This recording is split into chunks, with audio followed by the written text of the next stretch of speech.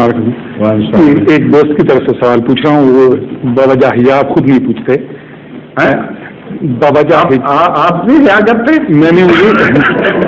میں نے عرض کی تھی کہ میں بھی سوال پوچھنا چاہتا تھا, وہ میں نے حضور کو لکھ کے بھیج دیا. اتنی ہمت نہیں ہوتی تھی, لیکن ان کی دل شکنی ہوتی تھی. کہیں آپ حیا میں کہیں تمہیں میں جانتا ہوں آپ بڑے حیادار ہیں ماشاء اللہ. حجاب حجاب حجاب ٹھیک ہے.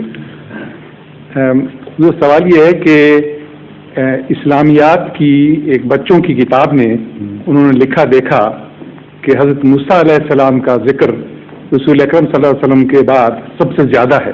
پتہ نہیں یہ حقیقت ہے یہ نہیں, لیکن بہت کثرت سے حضرت موسیٰ علیہ السلام کا ذکر ہے. اس کی کوئی خاص وجہ ہے؟ وجہ تو ظاہر ہے بالکل کھلی کہ رسول اکرم صلی اللہ علیہ وآلہ وسلم کو خدا تعالیٰ نے حضرت موسیٰ سے تشبیہ دی ہوئی ہے قرآن کریم میں, اور حضرت موسیٰ سے وعدہ کیا تھا کہ میں تیرے بھائیوں میں تجھ جیسا ایک نبی برپا کروں گا.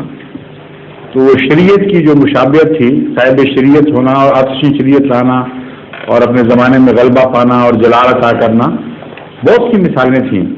اور پھر جس طرح آخری دور میں مسیح عطا کیا حضرت موسیٰ کو, اس طرح رسول اللہ صلی اللہ علیہ وسلم سے وعدہ کیا کہ تیرے آخری دور میں بھی مسیح بھیجوں گا. بہت مشابہتیں ہیں. پھر بدقسمتی سے جس طرح موسیٰ کے آخری دور میں یہود بگڑ گئے, رسول اللہ صلی اللہ علیہ وسلم کو بھی یہ خبر دی اندوہناک کہ آپ کی امت میں بھی آخر میں ایسے لوگ پیدا ہو جائیں گے, اور پھر جس طرح مسیح بیچ کے میں نے پہلے بچایا تھا دوبارہ بھی بچاؤں گا.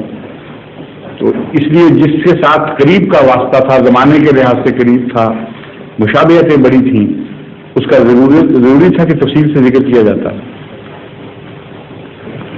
ظہور مہدی آخر زمان